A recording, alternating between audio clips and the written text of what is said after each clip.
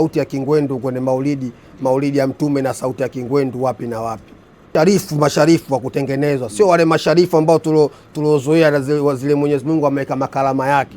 Sasa hivi masharifu wanatengenezwa. Ule mtoto katolewa madrasani akapigwa kilemba kama hivi ulivyovaa wewe hivi. Tayari kuna mkoa ukipelekwa unaitwa sharifu.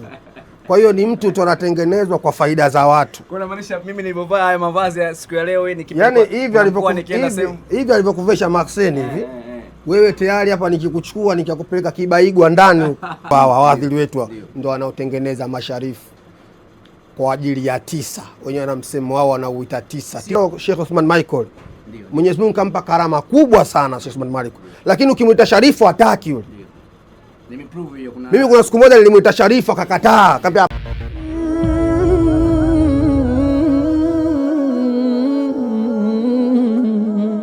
Naam, assalamu alaykum warahmatullahi wabarakatuh, mtazamaji wetu ambaye unaendelea kutazama kila itwapo leo. Shukrani nyingi sana ziwe kwako wewe unaendelea kututazama. Mimi ni Mpinga Shari, leo niko hapa katika duka hili kubwa kabisa, ni wauzaji wa kanzu Afrika Mashariki na Kati, Masin Kanzu, tukiwa na Rais wa Mawinga, tukiwa tunazungumza naye. Ni mchambuzi wa mambo mbalimbali ya dini, mambo ya kijamii, mambo ya kimichezo, kwa ufupi ni mambo ya kijamii kwa ujumla wake. Rais wa Mawinga, salamu alaykum. Wa alaykum assalam wa rahmatullah. Habari ya leo sha? Shukuru Mwenyezi Mungu alhamdulillah. Tumekukuta maeneo yako ya kujidai kabisa. Tumekukuta katika maduka haya ya kanzu ya Masin Kanzu. Haya ndo maeneo yetu ya kujidai. Ndio. Na sehemu zetu ambazo tunapendeza kwa mtoto wetu Maxen. Okay, sawa. Ile kila nikikuona Ijumaa uko huku kumbe jambo linatokea hapa. Sawa, nikushukuru sana. Lakini Rais wa Mawinga, natamani sana uzungumze kwa sababu nilikuwa nakutafuta kwa haya ambayo yalikuwa yananisibu au yanawasibu baadhi ya watu mbalimbali kuhusiana na wapi tunakwenda, wapi tunatakiwa twende, wapi tumetoka, hasa katika hizi dini zetu. Lakini sasa leo hebu kidogo tuzungumzie upande wa dini yetu hii ya Kiislamu, kwa sababu tumeona hadhara ni nyingi, tumeona pia watu ni wengi, hususan sasa hivi tumeona muda si mrefu watu wametoka Maka, watu wametoka kuhiji. Lakini sasa je, unavyoona kwa upande wa maadili, mambo yanaendelea kuwa mazuri kwa maana watoto wetu, vijana wetu wanazidi kufunguka kwa maana ya kiimani, au unaona kuna tatizo? Matatizo yapo, tena yapo mengi sana, na sisi wengine sio mashekhe, lakini vitu vinavyoenda ovyo tunaona, na tukiona pia tukipata nafasi ya kusema tunasema. Kwa mfano niwaambie, baada ya miaka 10 mbele, manake dini yetu tutazalisha watu wa ovyo. Baada ya miaka 10 mbele tutakuwa dini yetu tutazalisha watu wa ovyo. Nini umekiona mpaka ukaona kabisa kwamba kama kikiendelea hichi basi baada ya miaka 10 mbele tutazalisha watu wa ovyo? Vitu viko vingi sana sasa hivi, yani kwamba tunapoteza ule mfumo wa watu walioishi zamani, ama walimu zetu waliosoma zamani, walikuwa mashehe wa zamani. Ile mifumo yao tunaikataa, tunaondoka na mifumo ya kisasa.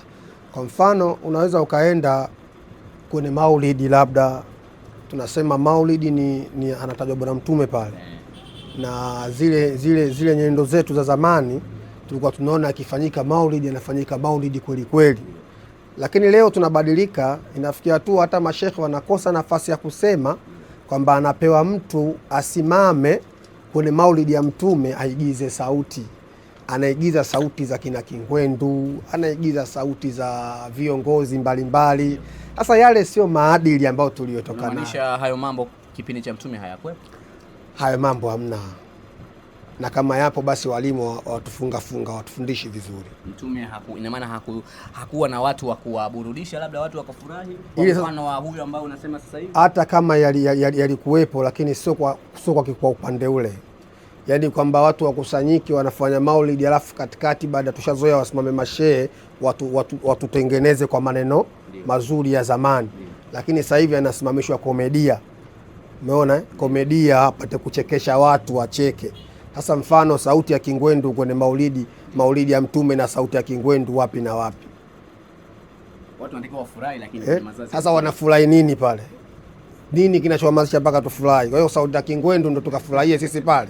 Lakini kwa hiyo kuna vitu vingi sana vinafanyika katika Uislamu, tunafeli na kufeli, na sio hilo tu, yako mengi. Kwa mfano sasa hivi kuna mashehe wa mchongo, kuna masharifu wa kutengenezwa. Rais, mbona hapo kama masharifu wa kutengenezwa tena? Masharifu wa kutengenezwa, sio wale masharifu ambao tuliozoea zile Mwenyezi Mungu ameweka makalama yake. Sasa hivi masharifu wanatengenezwa. Kivipi masharifu wanatengenezwa? Kwa sababu masharifu tunapojua sisi, masharifu wana karama zao, masharifu wanakimbiliwa na watu wenye matatizo mbalimbali, tunaona dua zao na mambo mengine yanaenda. Wewe unasema masharifu wanatengenezwa, labda umeona nini mpaka umezungumza kitu kama hicho? Nimeona ni vitu vingi sana sana. Sasa hivi tunaona kwenye mihadhara unaweza akachukuliwa mtoto akatolewa madrasani akapigwa kilemba kama hivi ulivyovaa wewe hivi, tayari kuna mkoa wao ukipelekwa unaitwa sharifu. Kwa hiyo ni mtu tu anatengenezwa kwa faida za watu. Kuna maanisha mimi nilivyovaa haya mavazi ya siku ya leo yani hivi alivyokuvesha Marseni hivi, wewe tayari hapa nikikuchukua nikakupeleka Kibaigwa ndani wewe unaitwa sharifu, unashika watu kichwa, unakula 10 kila ukimshika mtu kichwa. Lakini hawa ndio wanatengenezwa. Na wanawatengeneza ni hawa wahadhiri wahadhiri wetu ndio wanaotengeneza masharifu kwa ajili ya tisa. Wenyewe wana msemo wao wanauita tisa. Sio wanatengeneza vijana kwa ajili ya maadili. Hapana, utengeneze kijana kwa ajili ya maadili. Kijana msomeshe madrasa apate elimu yake na aendelee kufanya mambo mazuri. Lakini unapomtengeneza mtoto, manake sasa mtoto unampeleka sehemu anaombea tu Mungu. Juzi nimeona tukio askari kashikwa kichwa namna hii. Kashikwa na sharifu. Na sharifu. Sharifu wa wapi? Lakini imani kwamba wanapona watu. Imani watu wanapona kwa ile neno linaosemwa au dua inayoombwa. Lakini unawadanganya watu, lakini wao hawajui kama wanadanganywa. Mtu dua sinaomba dua, anaomba dua. Yule mtoto si anaomba dua, ile haina shida. Lakini wewe unawadanganya watu huu sharifu. Unajua kuna watu Mwenyezi Mungu amewajalia wana makarama na hawezi kujiita sharifu. Ukimwita sharifu anakataa. Kwa mfano Sheikh Uthman Michael. Mwenyezi Mungu kampa karama kubwa sana Sheikh Uthman Michael. Lakini ukimwita sharifu hataki yule. Mimi kuna siku moja nilimwita sharifu akakataa, akamwambia hapana, mimi sio sharifu. Kuna mtoto mwingine anaitwa mtoto Sheikh Ramadhani, mtoto mdogo tu. Ukimwita sharifu baba yake anakataa, anasema usio sharifu. Kwa hiyo kuna masharifu watu wanatengenezwa. Mwisho juzi walikuwa Kibiti huko na masharifu wa kutengenezwa. Ndio maana kutengeneza masharifu hawa baadaye wanakuja kusumbua mitandaoni.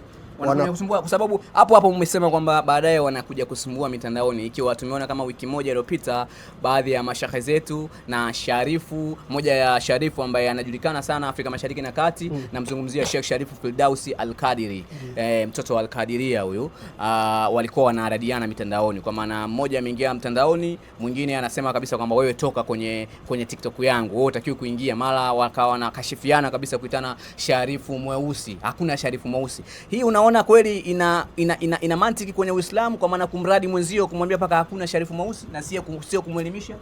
Mimi niseme kitu kimoja hapo, wote wana makosa.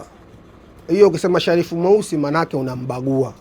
Lakini pia tuchukue unasaba ule usharifu, yeye ni sharifu anajiita au sharifu yule. Kuna mtu anajiita, na mimi nikajiita sharifu. Kuna watu wanajiita mimi ni sharifu. Sasa kuna ile usharifu ambao Mwenyezi Mungu amekupa tangu ule uzao wako. Kama yule kijana mmoja alikuwa Sharifu Matongo, alikuwa namsikia, ambao tunamjua tangu hivi alikuwa amepata karama hiyo. Sasa hao wengine sisi tumekuja kuwaona tu mitandaoni. Mimi Sheikh Sharifu hatujui unasaba wake. Sheikh Sharifu wa wapi, katokea wapi, kaupata wapi? Lakini na wewe pia alomwambia mna sharifu mweusi amembagua tu, na ubaguzi huo hautakiwi, kwa sababu kama ubaguzi huo ungekuwa unatakiwa hata mtume angembagua Bilali, mbona hajambagua na ameishi naye?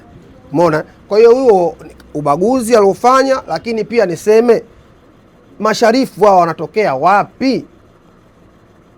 Masharifu wanatokea wapi? Wanatokea wapi? Hilo ni swali ambalo unaweza kulijibu au uweze kunao umewachia watu. Na nasema hivi, mimi naweza kulijibu kwa sababu nishakwambia kuna masharifu wa kutengenezwa. Masharifu, mimi nakuuliza wewe, masharifu ili uwe sharifu unatakiwa uwe na vigezo gani? Kana kwamba labda kuna masharifu unasema wa kutengenezwa hawatakiwi, kuna masharifu hawa hawatakiwi. Ili uwe sharifu ili mradi unatakiwa uwe na vigezo gani? Ukiwa na jinsi kama wewe unaweza ukawa sharifu, au lazima uwe mtu kama mimi, kama ulivyosema hapa, nikivaa hivi nikienda Kibaigwa huko basi mimi sharifu tayari?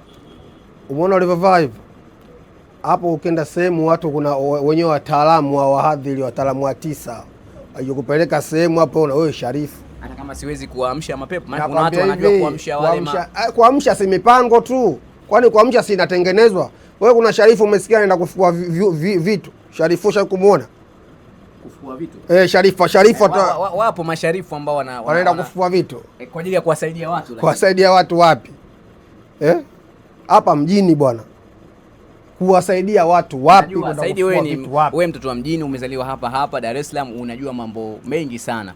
Tukizungumzia kuhusiana na kufukua vitu, inawezekana kuna vitu ambavyo watu hawaoni kama macho ya sharifu yanavyoona. Hiyo mipango tu inatengenezwa. Mimi sinakwambia hiyo mipango inatengenezwa. Wewe usiku wa manane haupo, watu wanaweka vitu vyao, asubuhi wanaenda kufukua. Hiyo ni mipango ya kutengenezwa. Mimi nakwambia ukweli. Na wenyewe wanajua kabisa kama sisi tunafanya mipango kwa ajili ya kuendesha maisha, sio kama hawajui. Lakini kigezo anapitia ndio hivyo, mimi sharifu, mimi shekhe. Hakuna watu wa design hiyo. Kwa hiyo sasa nini kifanyike hapo ili mradi maadili yarudi kama ilivyokuwa awali, kama ulivyosema mara ya kwanza, maadili ili mradi watoto wetu wanaokuja katika kizazi hichi ambacho tunachokileta sisi, nini kifanyike ili mambo yawe mazuri? Yaani kifanyike watu kwa kweli tu kuridhika na maisha yao waliokuwa nayo na kuamini kwamba Mungu yupo. Unachokifanya kwanza amini kwamba Mungu yupo. Yaani kwamba usitaki upate pesa kwa kuwadanganya watu. Unajua kuna watu wengine wanadanganyika, wanaishi paka na majoka ndani. Kwa imani zao wanasema ukiishi na nyoka unakuwa na hela. Hakuna mtu anayepata hela kwa njia ya udanganyifu. Yaani hilo usijidanganye. Ipo siku utadhalilika tu. Kwa hiyo kama wanavyojiita, wanajiita masharifu, wanajiita kwenye mitandao sijui mashehe sijui. Yaani kuna watu ukipata historia zao ni hovyo. Alafu hata mitandao wanaitumia vibaya. Juzi tumekuta kuna mtu ndio huyo anaojiita sharifu, anamwambia mtu sijui ukikutana ukishoga kukutana na mimi sijui nitakugeuza, sijui nitakugeuza utakuwa chula, sijui nitakufanya vipi. Sasa kwani sharifu ndo kazi yake kwenda kuwabadilisha watu kwa chula, kwenda kuwaelimisha watu? Hapo kidogo umeniacha shaka. Mtu anaongea mtandaoni kabisa, na mitandao tunaona, anamwambia mtu ukikutana na mimi nitakugeuza kuwa chula, nitakufanya sijui vibaya, nitakusomea dua, nitakufanya kitu kibaya. Ndo kazi ya masharifu hiyo? Wewe kama umemwona mtu anafanya mabaya, muelimishe, mwambie, atabadilika. Lakini sio umwambie kwa sababu kama kuwapiga mikwala. Ina maana Mtume kama angekuwa anapiga watu mikwala ingekuwa hivyo. Kwa tuishi kwa mfano wake, maana tuishi kwa mfano alioishi Mtume. Kama hatuwezi angalau basi. Lakini leo tunadanganyana sana. Yaani sana. Kwenye maulidi tunayeteana watu wa komedia waje kupiga hilo shekhe, naona limekuuma zaidi kuona kwa kwenye maulidi kuna watu wanakuja, watu wa ziada, kwa maana maiki apewe mtu fulani ambaye ni shekhe, tukasikiliza mawaidha, tukasikiliza nasaha zake, anapewa mtu ambaye atuchekeshe. Unamaanisha hatuja kwenda kucheka kwenye maulidi? Hatuja kwenda kucheka. Sisi pale tumekwenda kupata fadhila, tumekwenda kupata thawabu, tumekwenda kupata mambo ya kheri. Wengine wa kusoma, shehe akisimama akisema pale maneno yale na kwa wanaondoka na kitu.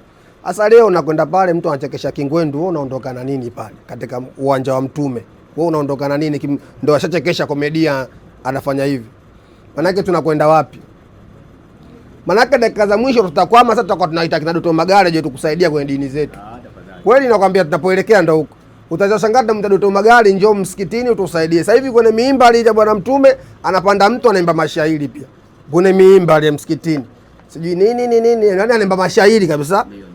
Sasa tunakwenda wapi? Rais wa Mawinga una mengi sana ya kuzungumza. Mimi nadhani mimi na wewe tutazungumza mara kwa mara. Si leo tu ndo mara ya kwanza, tutazungumza mara kwa mara. Nyuma ya kamera ni Omari Sambawi. Mimi naitwa Kheri Mpinga Shari. Usisahau kusubscribe, kushare, lakini pia kulike. Ukicomment itakuwa si vibaya, jambo lako litaenda mbali zaidi. Asante kwa ushirikiano wako.